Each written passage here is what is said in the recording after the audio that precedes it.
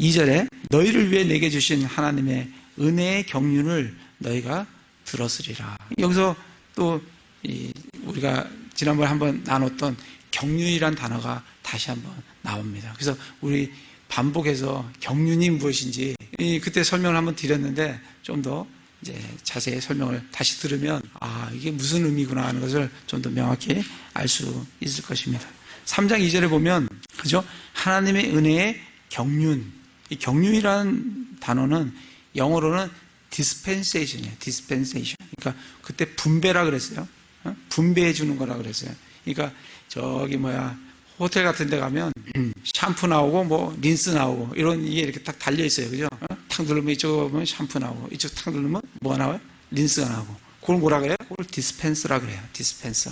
왜? 분배해 주니까. 이렇게 분배? 이렇게. 이거 누르면 이렇게. 이거 누르면 이렇게. 그걸 갖다가 디스펜서, ER을 붙여서 디스펜서라 해요. 우리 자판기 있죠? 딱 이렇게 누르면 뭐 나오잖아요. 커피도 나오고 여러 가지 나오지 않습니까? 그게 뭐냐면 디스펜서예요. 디스펜서.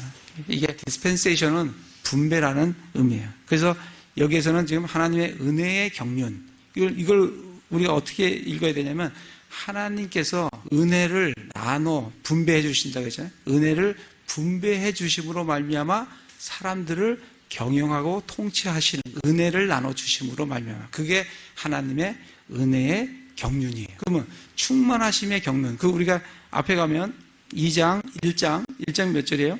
1장 10절에 보면 이것은 충만한 때의 경륜 안에서 이렇게 돼 있죠. 그죠?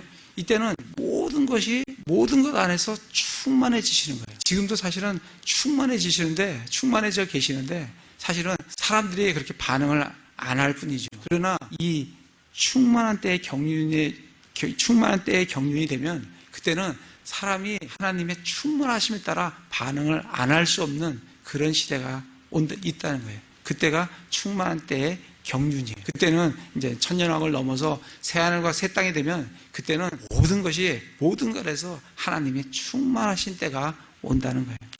고린도전서를 잠깐 찾아보겠습니다. 고린도전서 9장. 에베소서는 이렇게 딱 접어놓으시고 고린도전서 9장을 보시면 9장 17절에 보시면 내가 자원하여 이 일을 하면 보상을 얻으려니와 내 뜻에 반하여 한다 할지라도 복음의 분배 사역을 내가 맡았노라. 이렇게 돼 있어요. 여기서 말하는 이 분배가 뭐예요? 이게 영어로 dispensation이에요. 영어로는 영어는 다 똑같습니다. dispensation 이렇게 돼 있는데 한쪽에서는 분배라고 번역을 했고 저쪽에서는 뭐라고 번역했어요? 경륜이라고 번역을 했어요. 이게 똑같은 단어입니다. 근데 우리나라 지금 하나는 경륜, 하나는 분배라고 번역을 했어요. 그래서 이게 분배 사역이라는 거예요. 사도 바울은 하나님께서 하나님의 은혜의 경륜 때에 이 복음을 나눠주는 그 사역을 사도 바울이 맡았다는 거예요. 그래서 자기는 복음의 분배 사역을 맡았다. 이게 the dispensation of gospel 이렇게 돼 있는 거예요. 그래서 분배라는 dispensation이라는 의미를 정확히 좀 아시는 게 필요합니다. 그래서 제가 거기 밑에다 적어놨죠. 경륜은 뭐냐? 분배인데 하나님의 경영 통치 방법이다. 그래서 은혜의 경륜이 있고 충만할 때의 경륜이 있어요. 그러면 율법의 경륜 그러면 뭐겠습니까? 하나님께서 율법으로 사람을 경영하고 통치하는 거예요. 그게 율법 시대예요. 그러니까 그게 율법의 경륜이에요. 이해하시죠? 경륜이라는 단어를 이해를 하셔야 다음에 스스로 읽으실 때 이 경륜이 그런 의미구나 하는 것을 알 수가 있어요. 근데 우리가 이제 보시면 세대주의라는 게 있어요. 들어보셨을 거예요. 세대주의다. 이 세대주의가 뭐냐면 이 경륜에 따라 하나님의 말씀을 이렇게 나누어서 보는 거예요. 말하자면 신약 시대에 와서는 우리가 어떤 관점으로 성경을 봐야 되냐면 하나님의 은혜의 경륜 관점에서 신약 성경을 보셔야 돼요. 이 율법으로 보면은 성경 말씀이 신약 성경은 전혀 보이지가 않아요. 그러니까 뭐로 봐야 돼요?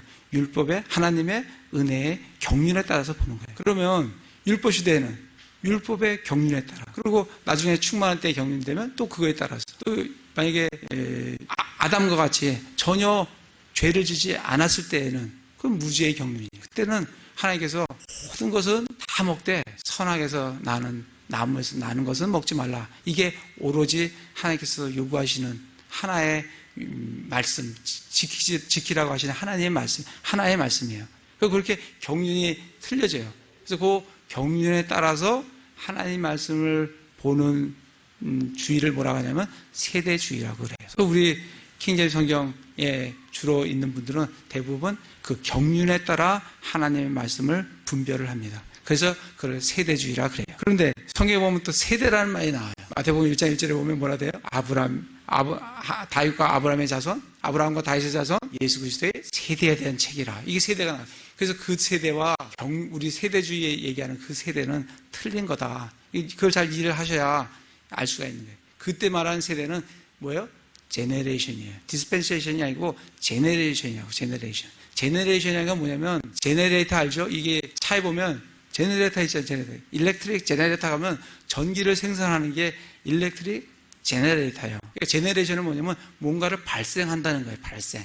제네레이션. 그래서 아담의 세대가 뭐예요? 아담으로부터 발생된 것. 아담에서부터 태어난 자들. 이게 아담의 세대예요. 예수 그리스도의 세대는 예수 그리스도부터 태어난 자들. 예수 그리스도로 말미암아 발생된 자들. 이게 아브라함의 예수 그리스도의 세대라는 의미예요. 그래서 세대와 경륜은 전혀 다른 겁니다.